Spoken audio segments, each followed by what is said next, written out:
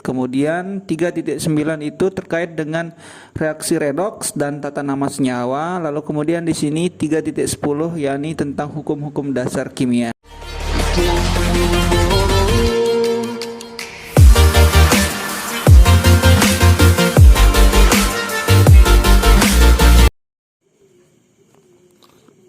Assalamualaikum warahmatullahi wabarakatuh. Bagaimana kabarnya sobat kimia? Jadi sekarang kita akan membahas tentang kisi-kisi ujian akhir semester ganjil tahun ajaran 2020-2021. Jadi ini adalah pembahasan terkait dengan kemungkinan besar materi atau soal-soal yang akan keluar nantinya di ujian akhir semester. Terlebih lagi pada kondisi pandemi sekarang ini, jadi materinya mungkin tidak selengkap sebelum-sebelumnya yang dibahas karena memang kondisi pembelajaran yang sangat terbatas. Untuk itu langsung saja kita lihat kisi-kisi yang sudah saya persiapkan untuk sekolah tempat saya mengajar. Jadi di sini ada 3 kompetensi dasar atau KD yang menjadi pembahasan kita. Yang pertama itu adalah KD 3.8 terkait tentang materi larutan elektrolit dan non-elektrolit. Kemudian 3.9 itu terkait dengan reaksi redoks dan tata nama senyawa. Lalu kemudian di sini 3.10 yakni tentang hukum-hukum dasar kimia. Jadi di sini soal yang mungkin bisa saja keluar nanti itu bisa berupa pilihan ganda ataupun esai. Tapi di sini yang saya persiapkan untuk kisi-kisi UAS semester genap ini tahun ajaran 2020-2021 itu berupa soal IC ya. Jadi di sini ada 5 soal yang sudah saya persiapkan, yakni 1 soal untuk materi larutan elektrolit dan non-elektrolit, kemudian 2 soal untuk reaksi redoks dan tata nama senyawa masing-masing 1, kemudian 2 soal lagi untuk hukum dasar kimia ya.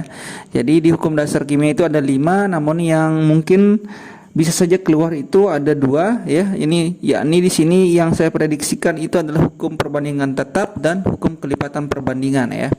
Jadi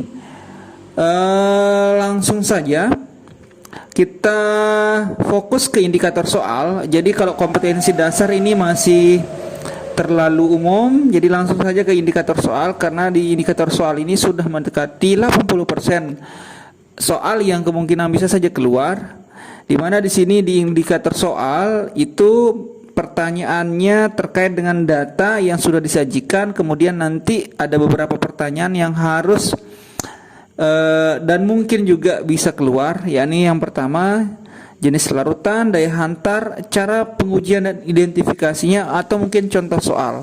Kemudian untuk yang 3.9 indikator soalnya itu tentang bagaimana cara menentukan bilangan oksidasi dari suatu senyawa, kemudian menentukan nama dari senyawanya baik yang berikatan ion, kovalen atau poliatomik. Kemudian nantinya kita diminta untuk mengidentifikasi apakah nama yang sudah disajikan di soal itu sudah benar atau tidak. Jadi kalau misalnya benar tidak ada masalah, tapi kalau misalnya ada yang keliru mungkin itu yang diperbaiki kemudian ditulis ulang. Kemudian yang hukum dasar kimia di sini ada 2 yang seperti yang saya bilang tadi, ada 2 yang sudah saya siapkan indikator soalnya. Yang pertama tentang hukum perbandingan tetap yang dinyatakan oleh Proust dan hukum kelipatan perbandingan yang dinyatakan oleh Dalton. Oke, langsung saja kita ke pembahasan soal latihan. Yang pertama untuk indikator soal yang tadi, yang pertama itu tentang materi larutan elektrolit dan non elektrolit. Di sini bisa dilihat disajikan suatu gambar hasil percobaan. Kemudian siswa dapat menganalisis dan mengidentifikasi suatu larutan itu berdasarkan data hasil percobaannya tentang bagaimana jenis larutannya, kemudian daya hantar listriknya seperti apa, kemudian bagaimana cara pengujian larutan tersebut, kemudian bagaimana identifikasinya, serta contoh soal dari larutan yang disajikan di soal. Oke, di sini saya punya gambar. Nah, di sini bisa saja sobat kimia bisa lihat, di sini ada yang gelembungnya mungkin ini termasuk banyak, dan kemudian di sini lampunya menyala ya. Jadi kalau kondisi seperti ini, kemudian pertanyaannya bagaimana jenis larutan, maka bisa saja langsung kita jawab larutan yang dimaksud dari gambar ini adalah larutan yang sifatnya elektrolit kuat ya. Kemudian ciri-cirinya yang bisa kita lihat dari gambar ini juga, itu ada gelembung gasnya yang banyak, kemudian lampunya menyala, kemudian terionisasi sempurna ya. Jadi salah satu ciri-ciri dari elektrolit kuat itu adalah dia terionisasi sempurna, atau harga alfa, atau bisa disebut juga dengan derajat ionisasinya sama dengan 1 ya. Jadi ciri-ciri ini juga bisa dijadikan sebagai jawaban untuk mengidentifikasi dari gambar ini ya. Jadi ini adalah identifikasi untuk larutan elektrolit ya. Lalu kemudian terkait dengan daya hantar listriknya, tentu saja karena elektrolit kuat, maka dia dapat menghantarkan arus listrik dengan kualitas yang sangat baik ya. Kemudian alasannya itu karena terjadi terionisasi ya. Jadi dia terionisasi membentuk anion dan kation atau ion-ion yang bergerak bebas. Dengan pergerakan tersebut, kemungkinan ion positif dan ion negatif akan ketemu sehingga akan menghantarkan arus listrik. Lalu kemudian jika pertanyaannya tentang bagaimana cara pengujian larutan tersebut dan identifikasinya, untuk cara pengujian seperti yang sudah dipelajari sebelumnya di sekolah, biasanya itu dilakukan percobaan sederhana tentang bagaimana menguji suatu larutan terhadap daya hantarnya ya. Jadi biasanya kalau di sekolah saya itu menggunakan percobaan seperti tadi, merangkai alat dan bahannya, kemudian nanti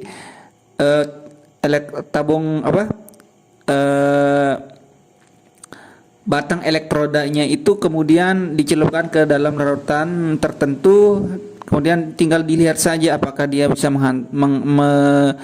menghasilkan gelembung gas yang banyak atau sebaliknya, atau mungkin tidak ada, dan lampunya seperti apa, apakah nyala atau mati begitu. Nah, langsung saja cara pengujiannya. Kalau misalnya seperti ini, jadi tinggal merangkai alat uji seperti batang karbon, kabel, lampu, serta larutan yang akan diuji sehingga rangkaiannya seperti gambar di samping ya. Kemudian identifikasinya seperti yang saya bilang tadi, ciri-cirinya seperti ini ya, tergantung dari gambar yang disajikan apakah dia termasuk elektrolit kuat atau tidak gitu. Kemudian pertanyaan terakhir tentang contoh senyawa. Contoh senyawanya itu yang untuk elektrolit kuat ya, biasanya itu sudah diberikan latihan, dan di sini saya menyebutkan yang termasuk elektrolit kuat itu H2SO4, NaOH atau AlCl3 ya. Jadi semuanya ini termasuk ke dalam elektrolit kuat dan terionisasi sempurna. Jadi seperti itu untuk yang indikator soal pertama. Kemudian kita lanjutkan untuk indikator soal yang kedua. Untuk indikator soal kedua itu siswa dapat menentukan bilangan oksidasi dari suatu senyawa atau ion ya. Bisa saja senyawa ataupun ion nanti yang akan ditampilkan atau yang akan keluar di soal ujian akhir semester genapnya. Kemudian yang kedua, siswa dapat menentukan nama senyawa dan rumus senyawa yang berikatan ionik, kovalen, dan poliatomik. Ya, jadi salah satunya mungkin yang akan keluar nanti. Kemudian yang ketiga itu disajikan beberapa senyawa. Kemudian siswa dapat mengidentifikasi rumus senyawa yang berikatan ion, kovalen, serta poliatomik dengan benar. Untuk itu langsung saja kita latihan soal. Jadi sekarang kita lihat soal yang akan saya tampilkan. Baiklah, untuk soal latihan indikator soal nomor 2 itu terkait dengan materi penentuan bilangan oksidasi dan tata nama senyawa. Itu bagaimana soal yang kemungkinan bisa keluar. Yang pertama itu saya punya soal misalnya CaSO4. Penentuannya berapa bilox S ya. Jadi untuk menjawab bilox S, kita identifikasi dulu apakah CaSO4 ini termasuk ke dalam senyawa atau ion atau mungkin yang lain. Jadi di sini karena tidak ada muatan, kemudian di sini jenis unsurnya lebih dari satu, bisa dipastikan ini adalah senyawa. Dan aturan jika senyawa, jumlah bilox Ca, S, dan O ini harus sama dengan 0 ya. Jadi kita mulai dari bilox oksigen minus 2 aturannya dikali 4 minus 8. Kemudian Ca dalam senyawa, biloxnya itu dalam aturan sama dengan positif 2. Karena dia termasuk dalam golongan logam 2A ya. Jadi positif 2 dikali 1 maka positif 2. Positif 2 minus 8 hasilnya minus 6. Jadi minus 6 ini kita tambahkan berapa biar hasilnya 0, maka kita tambahkan positif 6. Jadi hasilnya sama dengan 0 ya. Jadi bilox S itu sama dengan positif 6. Kemudian contoh soal yang lain, misalnya saya punya senyawa Cr2O72-. Penentuannya berapa bilox Cr atau 1 Cr?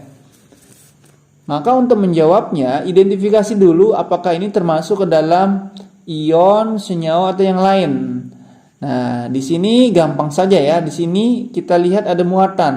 Nah, muatan ini menandakan bahwa dia termasuk ke dalam ion. Sehingga jumlah bilox Cr dan O itu harus sama dengan ionnya, sama dengan minus 2.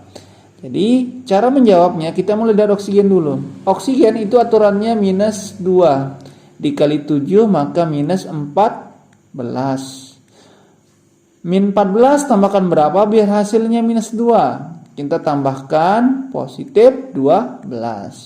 Positif 12 minus 14 kan sama dengan minus 2 atau 2 min ya. Nah, di sini plus 12 ini untuk 2 Cr. Kalau misalnya ditanya bilox Cr atau 1 Cr, maka positif 12 dibagi 2. Maka hasilnya positif 6. Jadi ini adalah bilox untuk 1 Cr ya. Jadi seperti itu. Kemudian jika pertanyaan berikutnya tentang tata nama senyawa, itu saya punya senyawa misalnya ada MgOH 2 kali. Pertanyaannya itu adalah nama senyawanya. Jadi di sini kalau kita melihat nama senyawa dari MgOH 2 kali ini, kita identifikasi di sini ada OH ya. Jadi termasuk dalam senyawa basa.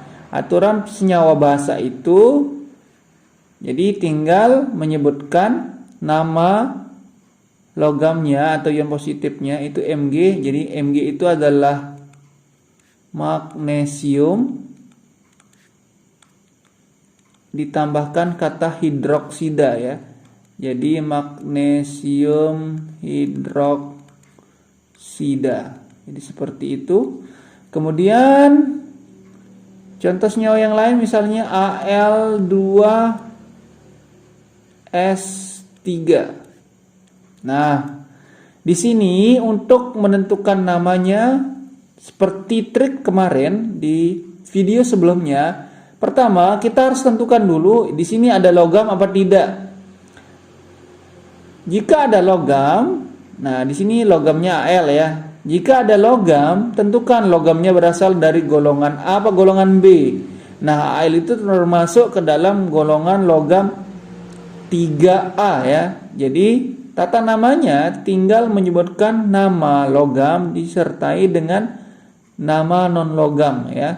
Ditambahkan ida jika senyawanya ke dalam senyawa biner. Al dan S ini kan ada 2 jenis unsur. Jadi termasuk ke dalam senyawa biner. Maka namanya menjadi aluminium sulfida ya. Jadi aluminium sulfida. Jadi seperti itu ya. Kemudian selanjutnya, jika saya punya senyawa ada SN2 atau di sini saya tulisnya timah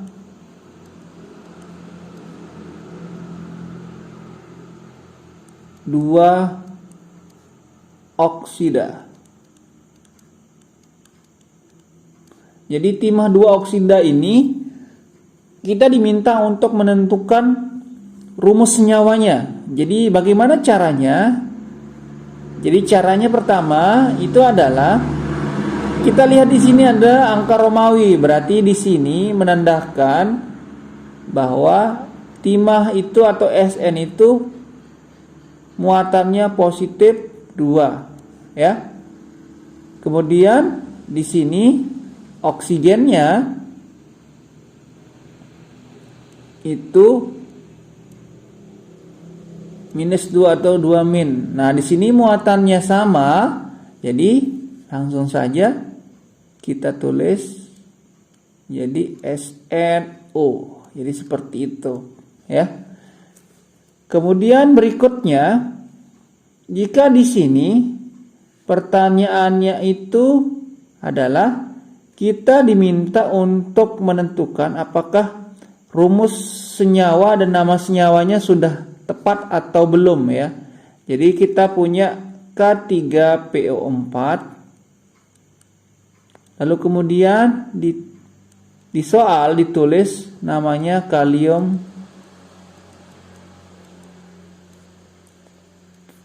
fosfat ya. Jadi apakah nama senyawa ini sudah tepat atau belum? Jadi di sini sudah tepat ya namanya. Jadi pertama identifikasi di sini di senyawa ini ada logam apa tidak? Ada, yakni kalium. Logamnya berasal dari logam A apa B.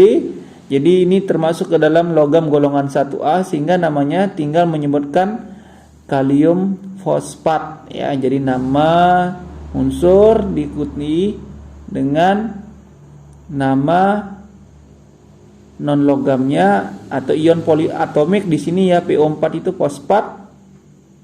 Jadi namanya menjadi kalium fosfat ya. Jadi seperti itu sudah benar. Kemudian di sini kita punya senyawa namanya silikon tetrafluorida. Kira-kira di sini jika dituliskan senyawanya SF4 sudah benar apa? Jadi jawabannya salah ya. Jadi seharusnya itu silikon itu lambang unsurnya Si sehingga jawabannya menjadi SiF4 ya. Baiklah, langsung saja kita ke indikator soal yang ketiga. Jadi di sini indikator soal yang ketiga terkait dengan hukum dasar kimia, khususnya itu tentang hukum perbandingan tetap ya. Jadi siswa dapat menjelaskan dan menganalisis hukum perbandingan tetap yang dinyatakan oleh Proust ya. Agar memahami sekiranya soalnya seperti apa yang kemungkinan bisa keluar di hukum perbandingan tetap ini, saya tampilkan soal latihan di sini. Jadi perbandingan massa karbon C dan oksigen O dalam karbon dioksida adalah 3:8 ya. Jadi 3 ini perbandingan untuk C dan 8 untuk oksigen atau O. Pertanyaannya itu adalah berapa massa karbon C dan massa oksigen O yang bereaksi, kemudian berapa massa CO2 yang dihasilkan jika yang direaksikan itu sebanyak 6 gram karbon dan 8 gram oksigen. Dan perlu diingat bahwa pembahasan soal ini sudah sebelumnya saya jelaskan di video sebelumnya ya. Tapi di sini saya akan bahas lagi agar lebih agar lebih mudah untuk dipahami ya. Jadi di sini cara penyelesaiannya, langkah pertama adalah menuliskan reaksinya. Jadi karbon itu direaksikan dengan oksigen menghasilkan karbon dioksida. Perbandingannya itu 3:8, 3 untuk karbon dan 8 untuk oksigen. Kemudian yang direaksikan itu ada 6 gram karbon dan 8 gram oksigen. Setelah itu langkah kedua yakni membagi massa, bukan magnesium ya, tapi karbon di sini dengan 3 sesuai dengan perbandingan karbonnya dan massa oksigen 8 ya. Kemudian hasil terkecil dari pembagian tersebut digunakan untuk menentukan zat yang bereaksi dan yang bersisa ya. Jadi misalnya di sini ada karbon. Karbon itu ada 6 gram dibagi dengan perbandingannya 3, 6 bagi 3 sama dengan 2 gram dan oksigen yang tersedia 8 gram kemudian dibagi dengan perbandingannya 8 akan menghasilkan 1 gram.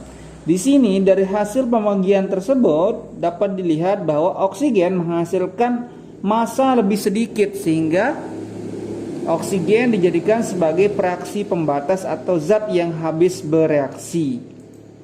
Lalu kemudian dari hasil pembagian tadi kita bisa hitung massa oksigen, massa karbon yang bereaksi serta massa karbon dioksida yang terbentuk. Jadi massa oksigen yang bereaksi itu sama dengan 8 gram ya, karena hasil pembagiannya yang paling kecil maka dia yang habis bereaksi, sehingga berapa yang ada di sana berarti itu yang bereaksi. Jadi di sini massa oksigen yang bereaksi itu sama dengan 8 gram. Kemudian reaksi yang bersisa adalah karbon. Jadi berapa karbon yang bereaksi itu sama dengan 3 ini dapat dari perbandingannya dikali 1 gram. Jadi 1 gram ini adalah hasil pembagian dari yang terkecil tadi. Jadi 3 dikali 1 sama dengan 3 gram. Jadi karbon yang bereaksi itu sama dengan 3 gram. Kemudian berapa sisa karbon yang masih ada itu tinggal dikurangi saja. Karbon mula-mula berapa, yang bereaksi berapa. Jadi 9 dikurangi 3 sama dengan 3 gram yang bersisa. Kemudian massa karbon dioksida yang terbentuk itu sama dengan massa karbon yang bereaksi yakni 3 gram. Kemudian massa oksigen yang bereaksi sebanyak 8, jadi 3 tambah 8 sama dengan 11 gram. Jadi massa karbon dioksida yang terbentuk sama dengan 11 gram.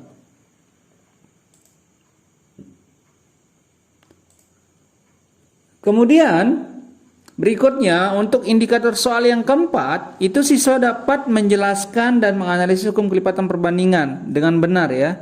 Jadi hukum ini adalah hukum Dalton. Nah, langsung saja kita ke soal. Jadi di sini sudah ada soal yang kemungkinan juga bisa keluar nanti.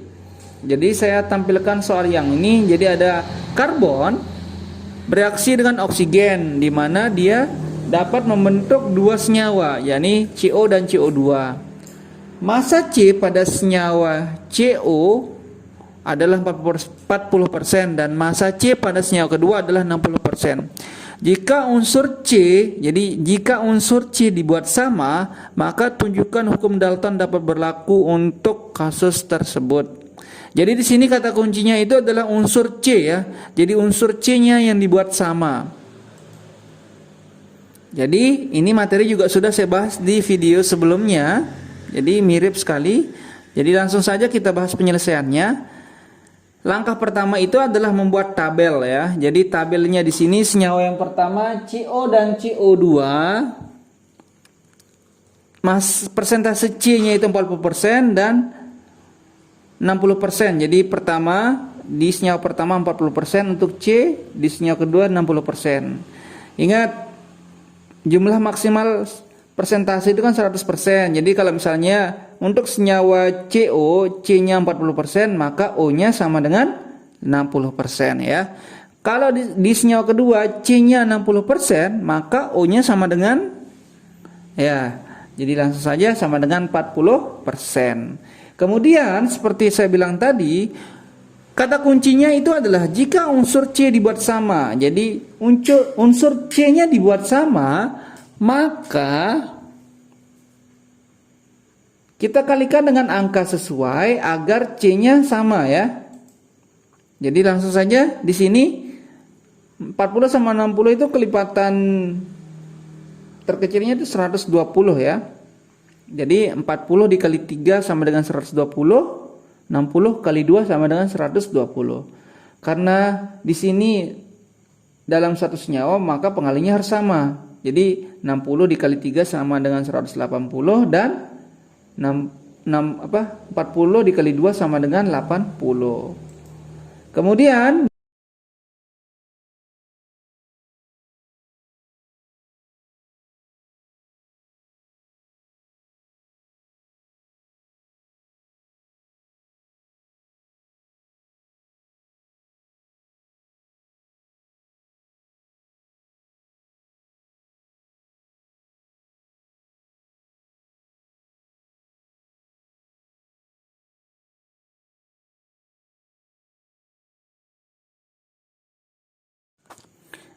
jadi dari hasil langkah yang di sini,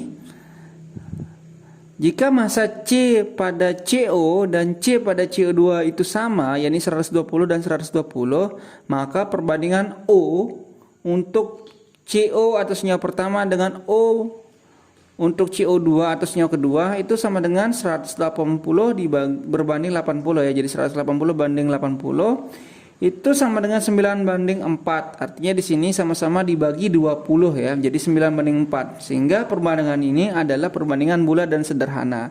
Sehingga langsung saja kita bisa nyatakan bahwa kasus untuk soal ini memenuhi hukum perbandingan berganda atau hukum kelipatan perbandingan yang dinyatakan oleh Dalton ya. Jadi seperti itu untuk indikator soal yang keempat dan terakhir. Mudah-mudahan yang kita bahas ini dapat bermanfaat dan membantu sobat kimia semuanya dalam melakukan persiapan ujian akhir semester genap tahun 2020-2021. Sekian dari saya. Assalamualaikum warahmatullahi wabarakatuh.